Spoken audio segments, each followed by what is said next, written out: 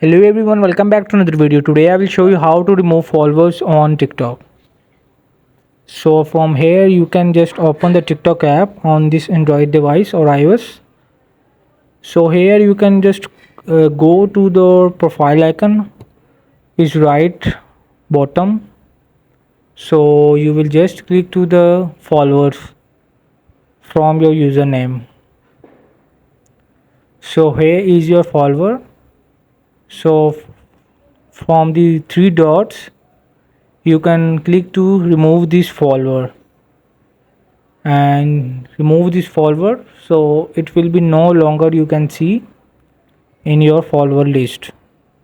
So here you can click and remove the follower one by one. There is no option on the at once on TikTok. So from here you can this. Hope this video help you. Please don't forget to like and subscribe and get notified for more video.